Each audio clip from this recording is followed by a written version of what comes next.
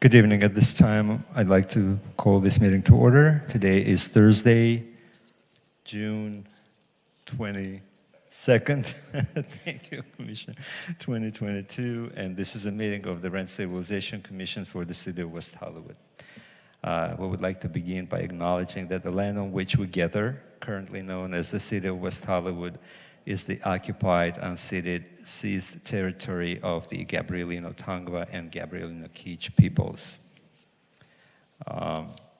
Commissioner Kerpis, would you like to lead us in the pledge?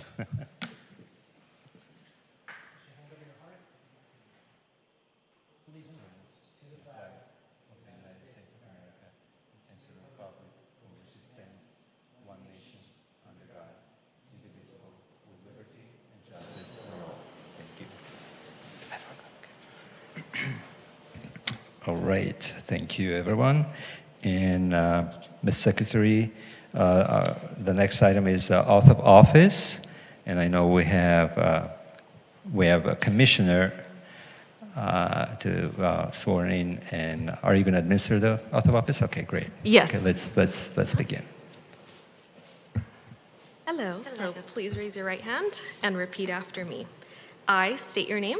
I, Tina Moore, Do solemnly swear do solemnly swear that while serving in the office that while serving in the office as a member of the Rent Stabilization Commission as a member of the Rent Stabilization Commission of the City of West Hollywood, of the City of West Hollywood, that I will support and defend that I will support and defend the Constitution of the United States the Constitution of the United States and the Constitution of the State of California, and the Constitution of the State of California, that I will bear true faith and allegiance that I will bear true faith and allegiance to the Constitution of the United States to the Constitution of the United States and the Constitution of the State of California, and the Constitution of the State of California, that I take this obligation freely that I take this obligation freely without any mental reservation without any mental reservation or purpose of evasion, or purpose of evasion, and that I will well and faithfully discharge and that I will well and faithfully discharge the duties upon which I'm about to enter. the duties upon of which I'm about to enter. Congratulations, Commissioner Moore. Thank you.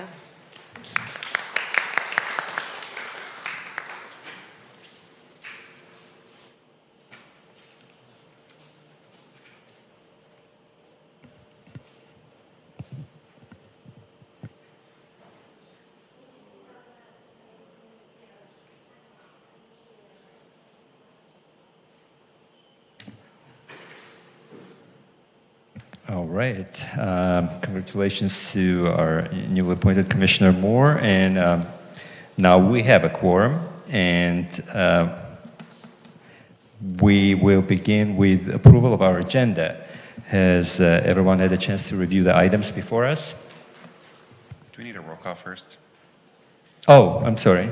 Thank you, Commissioner. Yeah, Madam Secretary, may we have a roll call? Yes. Commissioner Kerpes? Here. Commissioner Martz? Present. Commissioner Moore? Here. Commissioner Wright will be absent for tonight. Chair Topshin? Here. Now we have a quorum. And with that, let's begin with approval of agenda. Has everybody had a chance to review the items? I'll make a motion to approve. I'll Go ahead. Okay. second the motion. All right, we have a motion to approve the agenda, and the second, may we have a roll call vote? Commissioner Kerpes? Aye. Commissioner Martz? Aye. Commissioner Moore? Aye. Chair Topshin? Aye, motion passes. Thank you. Approval of minutes.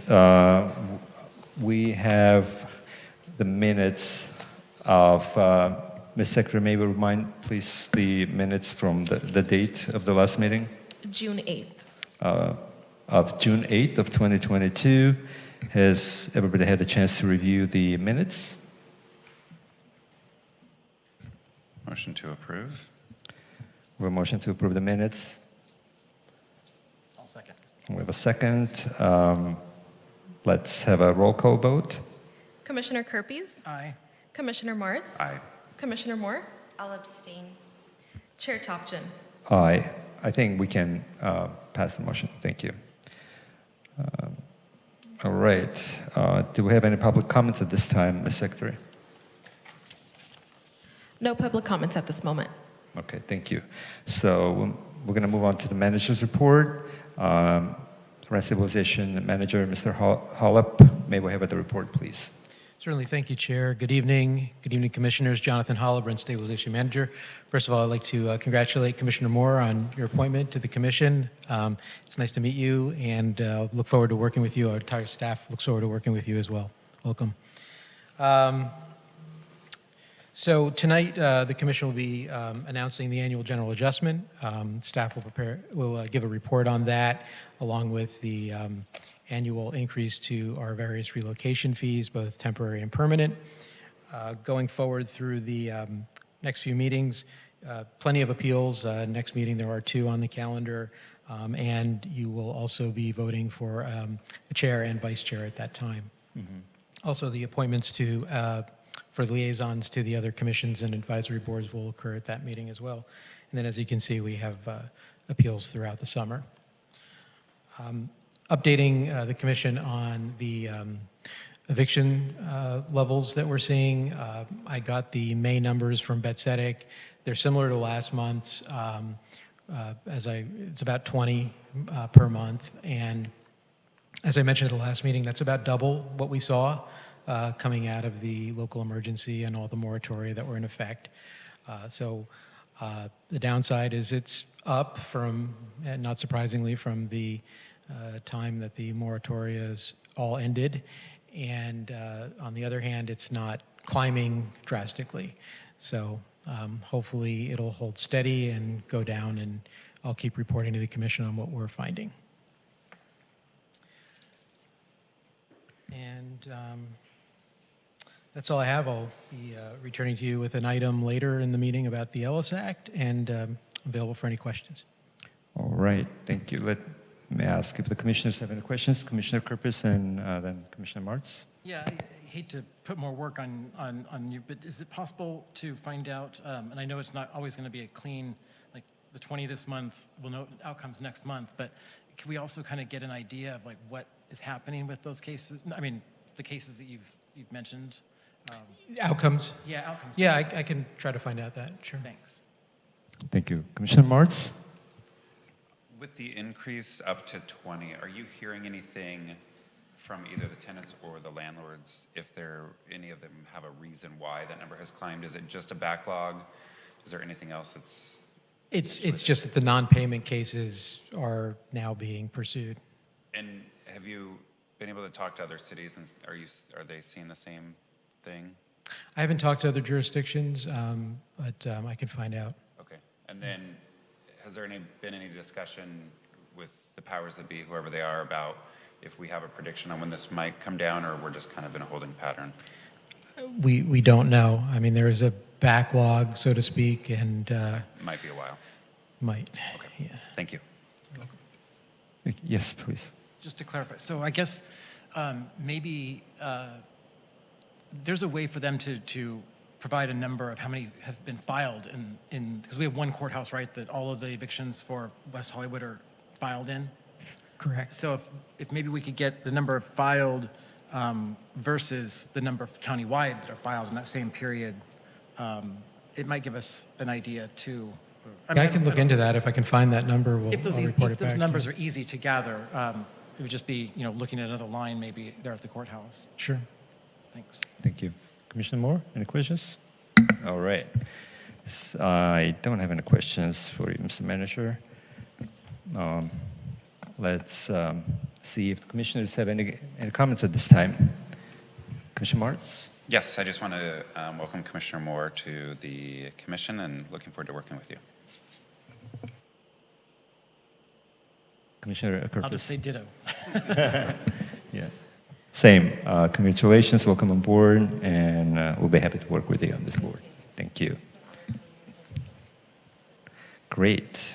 All right. Then, if no further comments, we don't have any appeals at this time, and I'm going to move on to the new business item, which is item number 11. It's the 2023-2024 annual general adjustment and the relocation fees announcement. As we've done that historically, this is just to review and file. We're not taking any vote on this, right? That's correct. We're just announcing it. All right. With that, Gloria, you will be presenting it, right? Yes. Okay. All right. Gloria Alvarez. Thank you. Thank you. Good evening, Honorable Rent Stabilization Commissioners, Chair Topshin. Welcome to the RSC family. Commissioner Moore, we're honored to have you.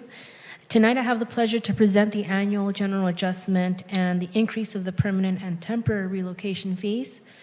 The following PowerPoint presentation will serve to inform you and the West Hollywood constituency of how the annual increase and relocation fees are calculated and their amounts effective July 1st, 2023. Next. The Rent Stabilization Ordinance section 17.36020 does say that the maximum allowable rent for a rental unit may be increased without application to the city in an amount not to exceed the 75% of the increase in the consumer price index during the preceding 12 months. Said percentage increase shall be equal to the percentage increase between the CPI last reported as of May of the prior year and the month of May of the current year. The amount of the permitted increase shall be rounded to the nearest 1/4%. Next. This is the current Bureau of Labor Statistics CPIU for May to May. In the all items, you'll notice that the May 2023 has a number of 320.514. We use this as a number to calculate. Next. Last year's 2022 CPIU was 310.649. This year's is 320.514. The formula says that we deduct current year to previous year, which gives us a 9.865 raw data points, equaling 3.176%. We multiply that by 75% and we get a 2.382%. Rounded to the nearest 1/4, it is equal to 2.5. This means that this year's annual general adjustment effective September 1st through August 31st, 2024 would be the 2.5%. We do have to keep in mind that increases had been prohibited during the pandemic, and City Council did allow a 3% increase effective March 1st. If increases have been given for that 3%, they're not allowed to give another one until 12 months have passed. Next. This is how we calculate the adjustment for the relocation fees. We use the same formula that it is for the AGA, but we round it to the nearest whole dollar. Next. Rent of primary residence for May 2023, you'll notice is 442.056. Next, in calculating the percentage, it came up to 5.78%. You'll notice that the current fee is on the middle column and the fee amounts effective July 1st, 2023 are on the right-hand column, most right-hand column. Initially, it's broken down by unit type, so it's based on number of bedrooms. However, if a tenant is either qualified, moderate, or of lower income, then they would qualify for the fee amounts listed on those columns. Any tenant facing displacement but still in possession of their unit is entitled to the increase in the fee amount before they vacate their unit. Next. This is a temporary relocation fees. This is when a landlord it has to comply with state and local housing, health and building and safety laws, and they are required to provide relocation benefits to a temporarily displaced tenant. Example of cases would be fire or water damaged unit, fumigation, code violations. These would be the new amounts based on the calculations that are in the resolution. The meal allowance is per day per person in the household if temporary accommodations lack cooking facilities. The laundry allowance is per day if the rental unit included in-unit laundry and temporary accommodation does not. and the amount per day for each pet permitted in the lease if the temporary accommodation does not accept pets. This is the end of this presentation, and if you have any questions, I'll be more than happy to answer them for you. All right, commissioners, any questions? Commissioner Kerpis. Thank you. My first question is about, can you explain what the tenant types are? The qualified, I believe you had listed as one moderate and low income. Could you just explain what those three categories are? Sure. So a qualified tenant is a person that is 62 years or older, disabled, a tenant that is living with a dependent minor child, or is terminally ill. A moderate income is persons and families of moderate income pursuant to the California Health and Safety Code Section 50093, and lower income is pursuant to California Health and Safety Code Section 50079.5. And do those tenant types, are those in addition to or replace the 0 through 3+ bedrooms? So the relocations can start by the number of bedrooms, but if during the process of doing relocation counseling assessment, it's then discovered that there is a tenant type that they qualify for, they would be given the difference between what they got as the number of bedrooms versus what they would have benefited as a qualified tenant. Thank you. Commissioner Moore, you have any questions? How do tenants and landlords learn about this new information? So if they, normally they'll call, they'll ask, and we inform them of the process. We do have a staff member that is designated to assist landlords with these types of relocations. We provide letters to tenants when, for example, Ellis evictions are being done, owner occupancy evictions are being done, code violation evictions are being done, as well as the temporary relocations. In cases where there's issues, where particularly for temporary relocations where there's issues with the tenant and the landlord do not agree on a certain temporary relocation benefit, then we ask for the assistance of our mediation services. Sure. How do tenants and landlords know about the 2.5% increase only? We send newsletters out. There's a summer newsletter that will be going out hopefully by the end of this month announcing the AGA. It's available through mail to both the landlords and the tenants, and it will be available online as well. Thank you. Thank you. Gloria, I have a question about the calculation of the relocation amounts. These are done by the third party, or is the city staff who does the calculations for the relocation amounts? You're seeing your expert here. Perfect. In-house. Okay, because I know other cities, they have the third-party agency contracted. Great. Okay, so we trust you, of course. The other question, in our technological era, we know that typically rent increase will be by a written notification, right? 30-day notice will be required in order to impose that 2.5% rent increase. Would the city permit, let's say, an email notification or a notification in the form of a text message? Would that be a proper way to announce or request the increase? No. The state law requires that they give a 30-day notice. We provide 30-day notices at the office and through our website so that landlords can use it, but state law requires a 30-day notice, a formal one. A text is not applicable. Great, thank you for confirmation. And these notices, the forms that will be mailed, when the city usually mail them out? We usually mail them out with the newsletter to the landlord newsletter so that they have a copy of it. And they're available in our front lobby as well.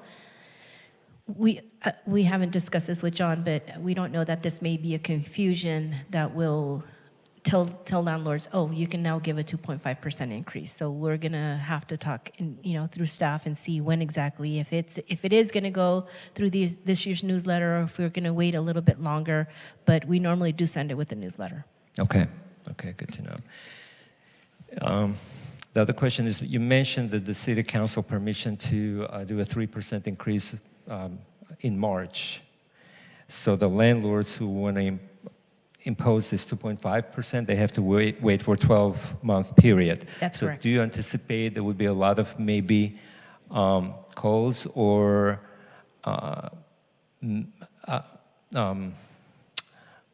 the premature rent increases? A lot of landlords may not know this maybe rule, and they will impose the 2.5%, although earlier in March they imposed 3%. Do you anticipate an increase in those type of cases or calls?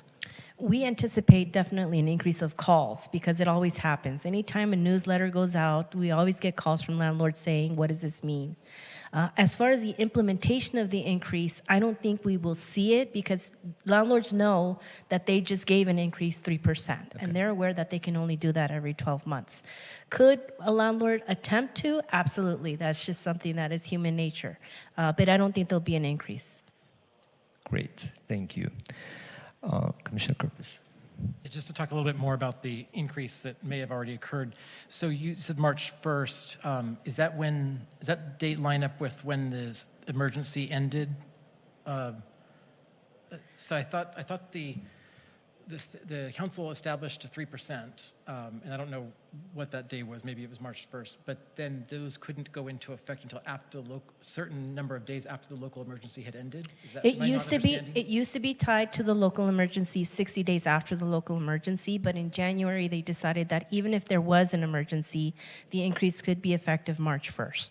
Okay, so it's not we no longer have any rule in West Hollywood about the number of days after the local emergency. It's March 1st, your landlord can increase it with proper noticing. That's correct. Okay. And so any tenants who did receive a increase of 3% up to this point or up until even September, they don't have to worry about, at least for the end of 12 months, to see an increase again. Correct. Okay. 12 months from the last increase. Thank you. All right.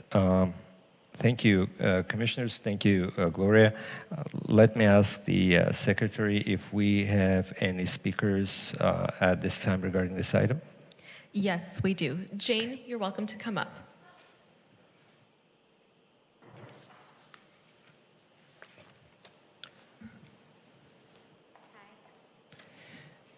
Good evening. Before you begin, let me confirm, your comments are regarding this item, correct?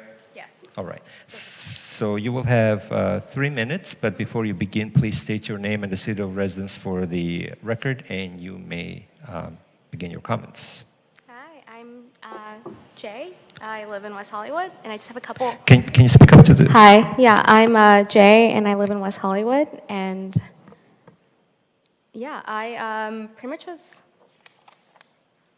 originally trying to confirm some facts about relocation costs, but I realized I couldn't do that. So I guess now I'm just gonna speak freely. So I live in West Hollywood, and some of the concerns we have in my house is that we are 4 roommates, which I think the city is not considered as people yet. I mean, in the way that I file my taxes as an individual household, I'm the head of my household, so is everyone else. So when it comes to relocation costs, I'm not gonna live with anyone else. I'm gonna move out. We've been Ellised. There's no intent to do anything else. And when 2 of my roommates have been laid off over the past year, and they qualify under low income now, not when we first moved in, but now. I looked at the statute that the municipal code goes under. I don't know how much time I have left, but I looked at it. I looked at the first half, looked at the second half, which is the low income part of it. I was like, yeah, they're probably considered low income. It would make no sense for them to be grouped into my income if I'm leaving. I can take care of myself, maybe, you know. Theoretically, it should make sense. So you look at the code, you follow it, and you go to the city hall, and you talk to the people, and the person tells you, I'm not an attorney. Look for an attorney. Sure, okay. Then counseling, whatever $500, $800 comes through, the person calls you, they're like, oh yeah, I think you qualify for this amount, blah, blah, blah, send us your information. I don't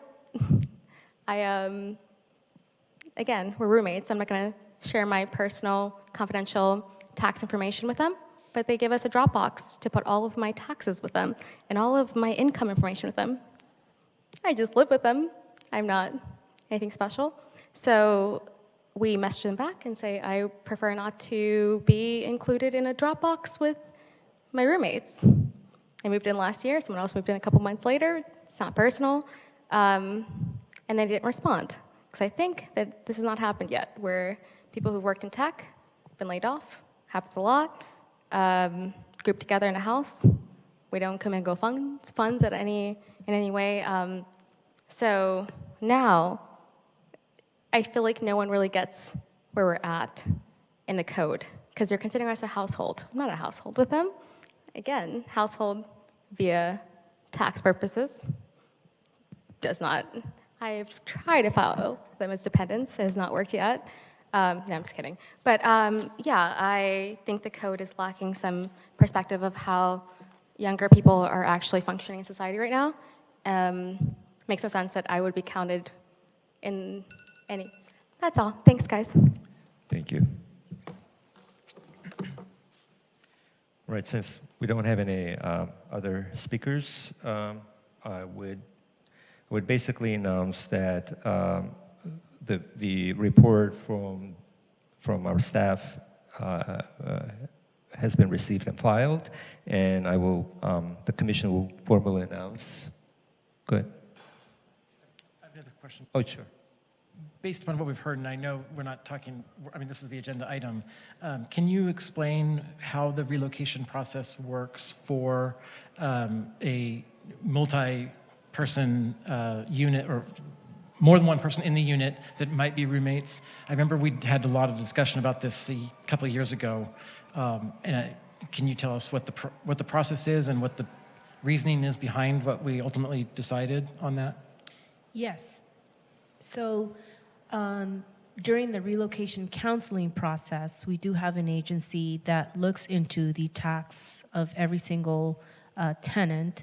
If one of the tenants is determined to be of low income or is a qualified tenant, then the landlord is notified of this change and he has to pay the difference between what he originally paid if it was based on the number of bedrooms and the new income. Now the check is written in the name of all 4 tenants. We do not get involved in how that money is distributed. So in a situation where we had, like, I don't have the screen up right now, but where we have a 2-bedroom, 3 people living in it, and one person, at least one person qualifies as low income, the landlord would have to pay that higher amount. Let's say for the $27,356 for this example, the landlord would have to write a check for that amount, and it would be in all 3 of the tenants' names. So all 3 of the tenants would have to determine how they wanted to split that up. That's correct. Among themselves. That's correct. Thank you. Thank you. And that's not something new, right? That's been always, the relocation monies have been always calculated based on the unit, not the number of occupants in the unit. That's correct. Okay. All right. Other questions?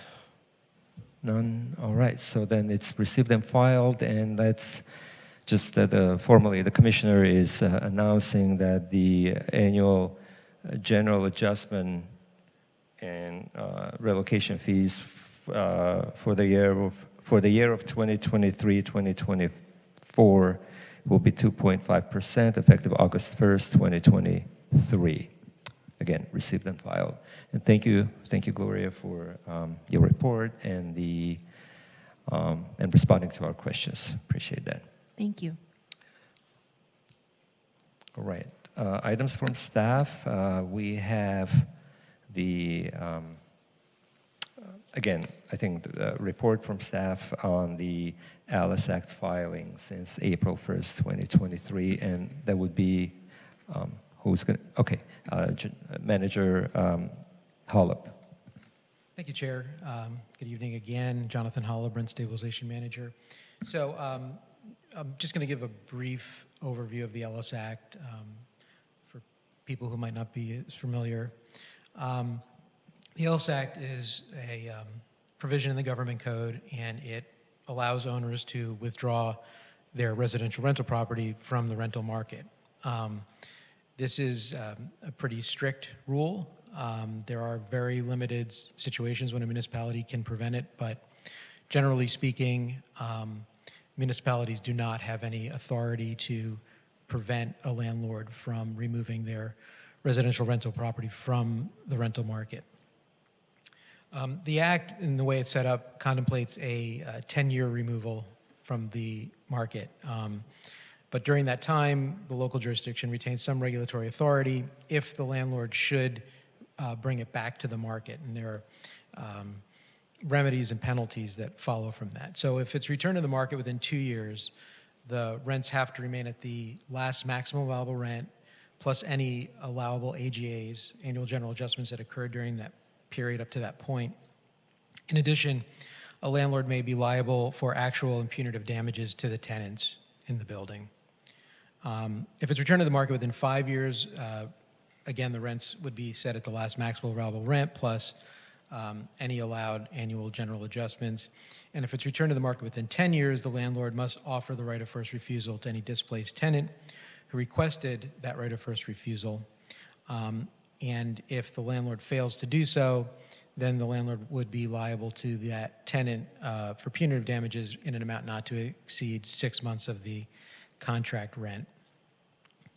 As you're likely aware, Ellis Act evictions were not happening during the local emergency that ended for the Ellis Act applications on April 1st. So not surprisingly, we've seen an influx. Could you go to the next slide, please, Diane? Thank you.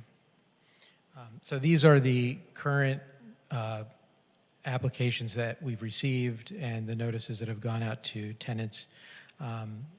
There are 11 properties, and as you can see, some of them are contiguous parcels. The total number of units that will be lost are 50, and that's we've counted 48 displaced tenants as a result of these applications.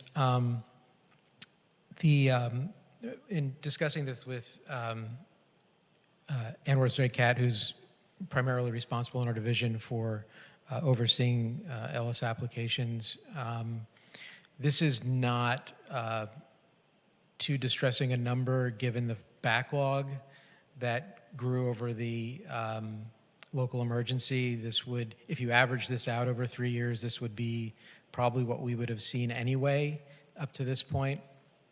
Nonetheless, it's still challenging, obviously, for any tenant that has to endure this. You'll note that the eviction notices were sent out mostly in April, but also one in May and one in June. And if you go to the last column, what you'll see is the date that the property will be fully withdrawn from the market. That's the point at which the time that I discussed on the prior slide starts to be counted. You'll also notice that most of them, the first 10, have a withdrawal date 1 year out from the date of the notice, whereas the last one is only 120 days out. The reason for that is the standard notice period is 120 days. And if there are no qualified tenants, and qualified in this case is anyone who's been there for at least a year and is 62 years of age or older or has a disability, then they can request to extend the notice period for a year from the time of the service of the notice. So obviously in most of these buildings, someone was qualified, and then the landlord has the option of extending that to the balance of the tenants. And so in these cases, it appears that that's happened for the whole building. And that's the reason for that often happens, and that's why a year is often the amount of time that the tenants have to relocate. And as Gloria pointed out, we do work with a provider to assist tenants in the relocation process, and they're working with them now. And I'm available for any questions. Commissioner Martz. Quick question. What is the name of the provider? RSG. Okay, I've worked with him. Commissioner Kerpes. And do we have a breakdown of which of these units would qualify as low income? Not so much because I want to know how much they're being paid, but to try to find them a new spot, a new residential location that may be more challenging for those individuals. Right, and that is taken into consideration. I mean, that's what RSG does. I mean, they find out the income levels, and if they're qualified for other housing, they're going to be directed that way. And are these individuals that are displaced in West Hollywood, are they given priority at West Hollywood inclusionary housing or Yes. our affordable housing units? They do, if they're qualified. Thank you. Commissioner Moore? Okay.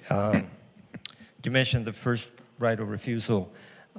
Can you, Ms. Manager, go a little bit more in details on how this is how the process worked, how the landlord locates a tenant after the tenant vacated and probably moved even out of the state? Yeah, the tenant has to give the landlord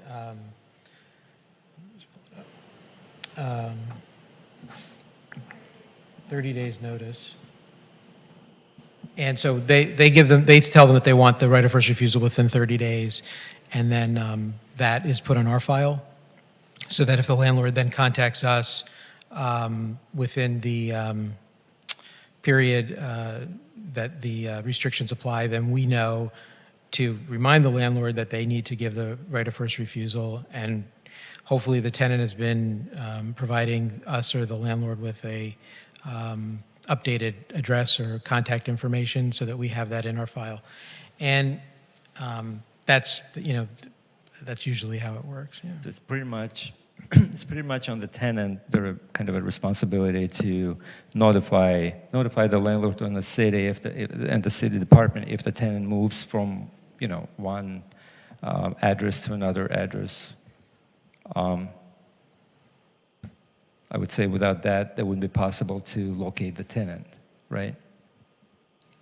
I'm sorry, it wouldn't be or would be? Let's say if the tenant gives a 30-day notice notifying about the new address and that the tenant is interested in that first, receiving the first right of refusal.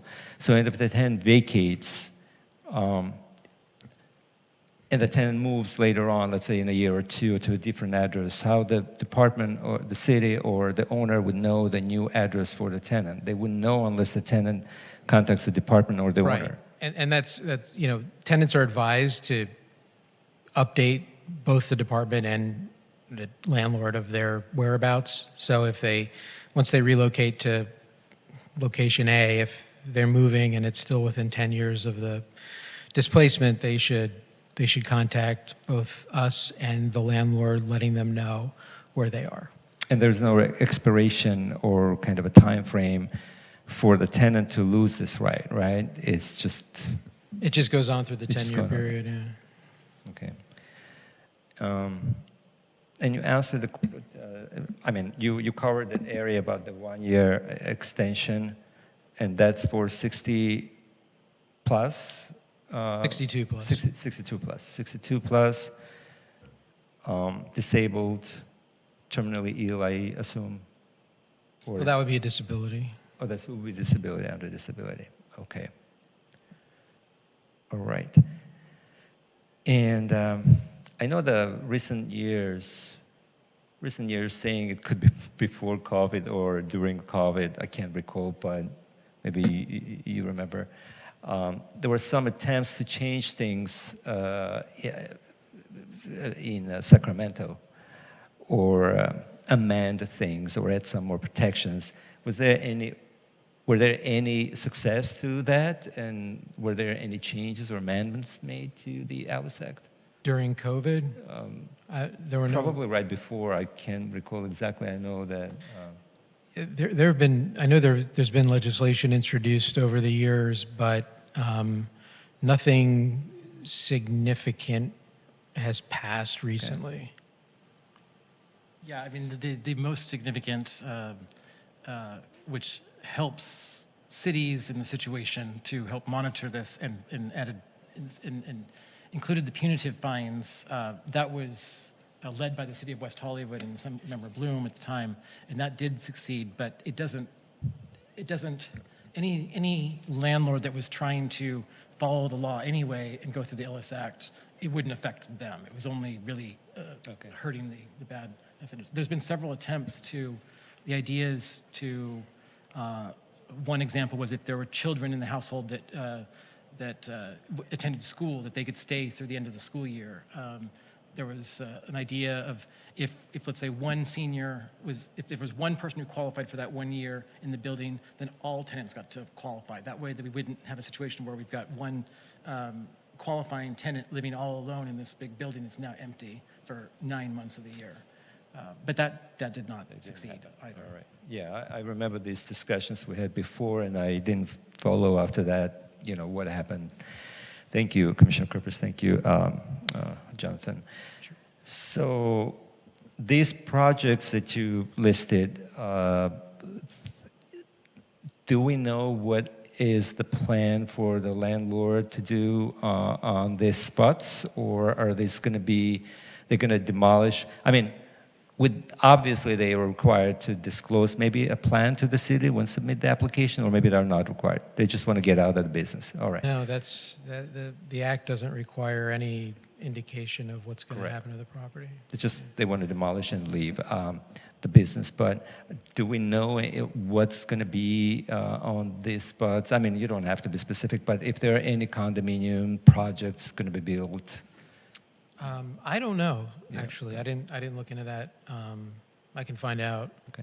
The reason why I'm asking is if we're losing these priceless rent control units, clearly that is the concern of the city and the commission, of course, and everybody else in West Hollywood. So if we're losing these buildings, these units, they can never be replaced. At least if they're condominium projects are built, and what is the percentage for the inclusionary units that the developer will be required to give to the city?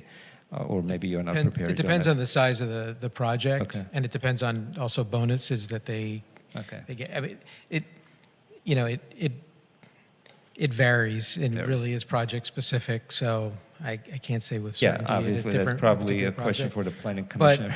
But if there are rules about what kind of either inclusionary units go in or replacement units go in. So, hopefully to the extent some of these are being demolished and redeveloped, they'll be affordable units.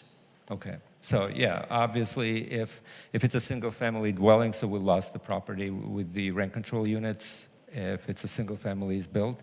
But if it's a multi-unit property, then we will get something, whether it's a replacement unit or it's an inclusionary housing unit.